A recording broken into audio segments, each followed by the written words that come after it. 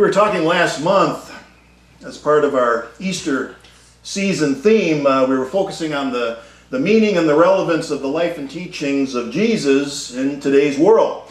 And for me, what I learned was that Jesus emerges from the gospel stories as this traveling, homeless prophet with a message that the end is near.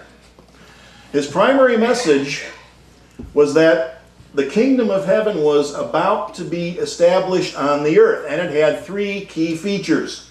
First, it was going to require supernatural assistance in order to come into existence, because things had gotten so bad in that old demon-haunted, Roman-dominated world that the God of Israel was going to have to personally step in and sort things out and set things in motion. Second feature, that this was all going to happen during the lifetimes of the people who were listening to Jesus speak. Causes a little problem, doesn't it? I mean, it's been over 2,000 years, and none of that has happened, so I think it might be safe to say that he was wrong about that. As heretical as that may sound, though, he was right about that third feature up there. The third feature is that this kingdom was going to be composed of people who embraced and practiced certain values, such as those that we can find in the Beatitudes in Matthew 5. There's another lengthy discourse also from Matthew in chapter 25, the one I shared last week, and that's where Jesus talked about those who would be welcomed into this new community, this kingdom. It was going to be inhabited by people who cared for the sick, the poor, the hungry, who welcomed strangers and visited those who were imprisoned, and so on. And this is the passage that ends with that very familiar verse where he says, "Truly I tell you, whatever you did for one of the least of these brothers and sisters of mine, you did for me."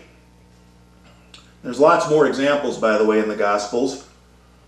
And when we take all of them and put them together, what we end up with is something that can serve as a blueprint for how humankind might go about co-creating a society that would be worthy of being called heaven on earth. Not a utopia, not a place where nothing bad ever happened, but a place where people worked together to minimize human suffering. That's all it takes. If we can get together, work together, and cooperate to minimize human suffering, what might that look like? You know, our vision statement at Unity of Auburn that we share at the top of the service refers to this place as a world that works for all. Martin Luther King called it the beloved community. And part of our mission here, which we also talk about at the beginning of the service, is to advance a positive message that will help people learn how to thrive in this changing world.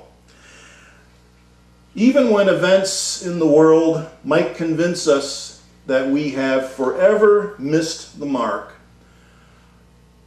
the truth is that we're doing better than we realize. We're doing better than we realize.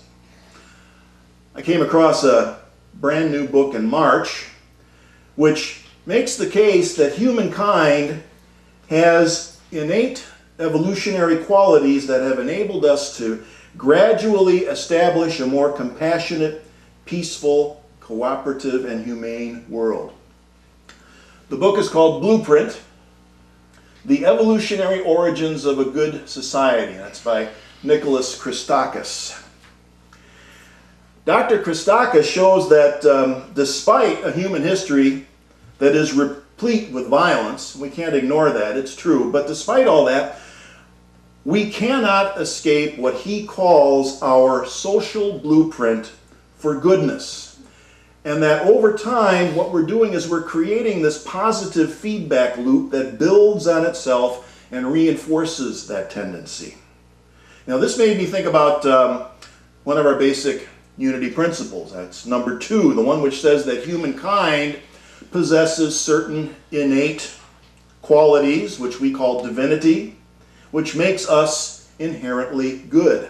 And this is the first book that I've encountered which makes that same case from a secular academic perspective. And his vision is optimistic, and it's also built on a solid foundation of philosophy, history, anthropology, sociology, genetics, and evolutionary biology. And he has the credentials to do that. He has some impressive credentials, which I want to share with you because I'm kind of embarrassed to admit that I hadn't heard of this guy before. He has both an MD and a PhD, teaches at Yale, where his title is Sterling Professor of Natural and Social Science, which is the highest academic rank that you can have at Yale. Also taught at Harvard and the University of Chicago. Not lightweights. 2009, he was on Time Magazine's list of the 100 most influential people in the world. But this is the part that impressed me the most. Up until 2011, when he started teaching full-time and working at Yale full-time, up until 2011, he worked as a hospice physician in poor communities in Chicago and Boston. So he's not an ivory tower academic, all right? He's been in the trenches. He knows how to walk the talk.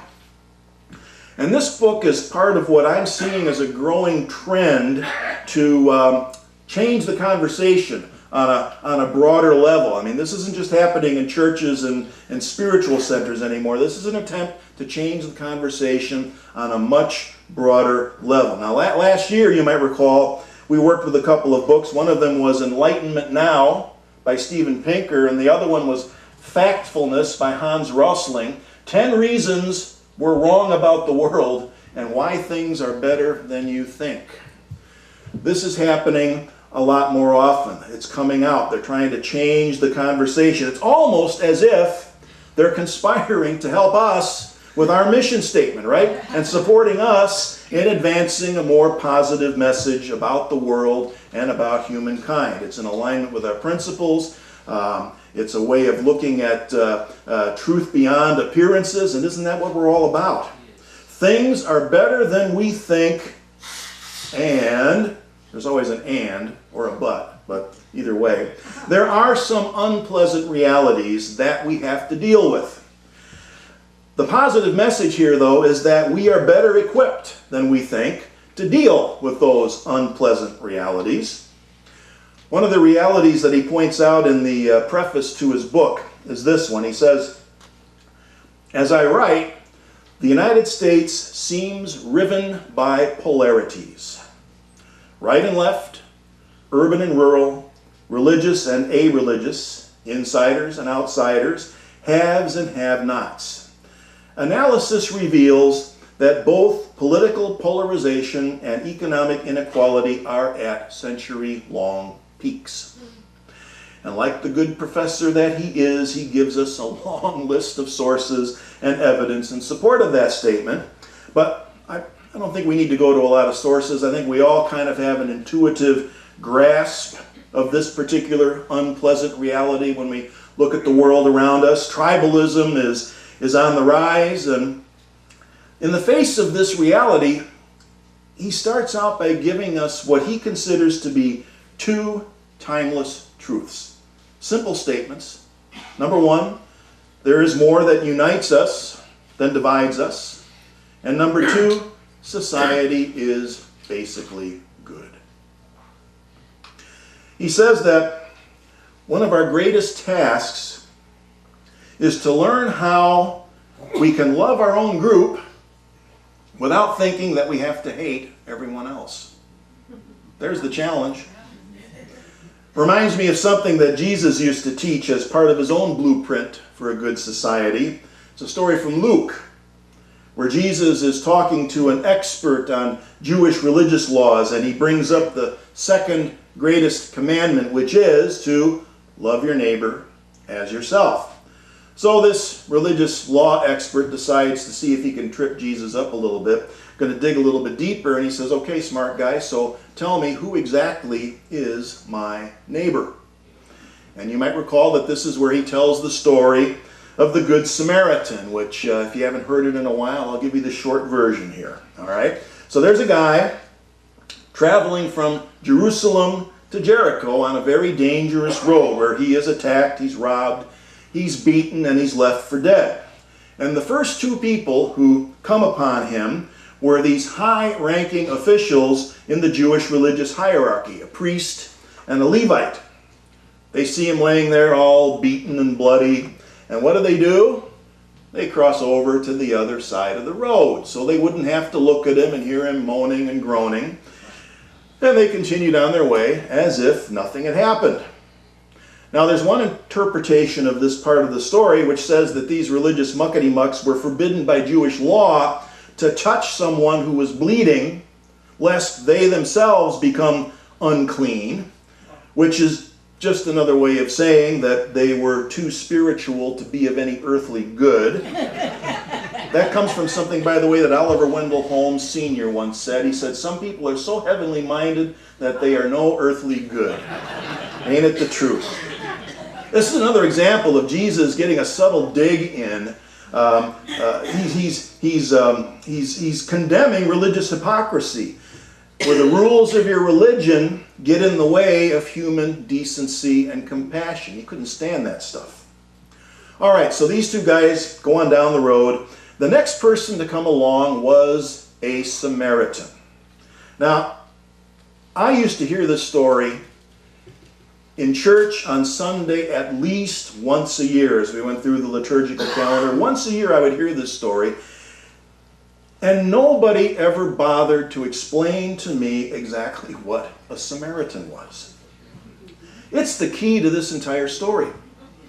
Samaritans were Jewish people who had been left behind when the Babylonians came in and captured everyone else and carted them off to Babylonia to be slaves in captivity.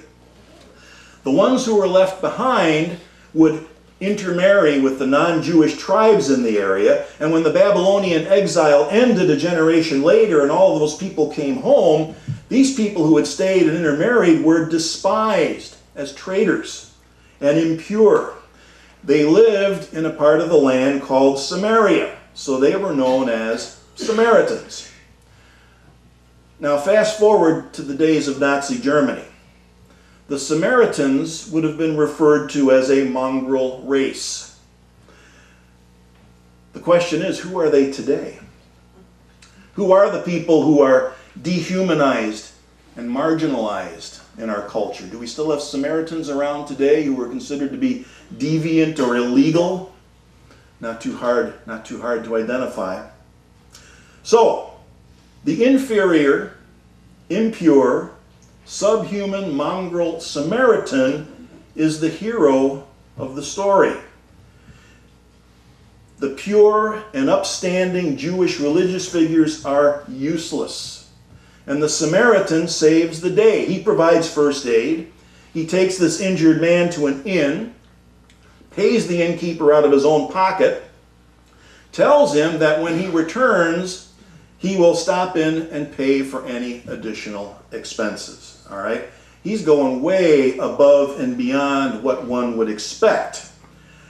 And this is the example that Jesus uses to illustrate what it means to love one's neighbor. And then he tells us who our neighbor is. It's the guy on the road, and it's especially the Samaritan who does the right thing. I mean, try to imagine, put yourself in the place of people who lived in those days, how that story would have gone over to an audience of sanctimonious blowhards who were taught to believe that Samaritans were mongrel scum, basically. Quite a reaction. He's saying, don't follow the example of your religious leaders. Be more like the Samaritan. The Samaritan is the role model for anyone who wants to be a part of his good society or this kingdom of heaven. Like I said earlier, not a utopia, but a place where people go out of their way to work together to minimize human suffering. So Jesus got this part of the blueprint right once again. I think the problem is that he wasn't around long enough to show people how to read the blueprint, how to actually build what was shown there. You know, going from a blueprint to a finished house requires certain skills that we need to acquire. And we also need some specialized tools. It's not anyone who can just do that instinctively. And we have to stop waiting for supernatural intervention. We need to get down to the task at hand. Religion, working alone, has not been able to deliver the goods. In fact, some might argue that religion has been more of a force for division and tribalism, which was certainly part of the message that we get from the Good Samaritan story, right? And yet, the seed is there because religions can serve as a repository of wisdom, and they need to be informed by the natural development of our own human wisdom, which is ongoing. The story didn't stop 2,000 years ago. We're learning, constantly growing, evolving. So what we're seeing with the publication of books like Blueprint is this opportunity for modern psychology, sociology, and neuroscience to add to that wisdom with forms of new knowledge and ideas about how we might do better at creating the good society, the world that works for all, kingdom of heaven. We need these practical and specialized tools in our toolbox to help us to learn how to do that, to do a better job of it.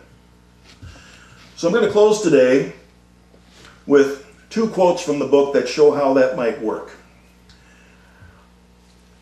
My vision of us as human beings, which lies at the center of this book, holds that people are and should be united by our common humanity.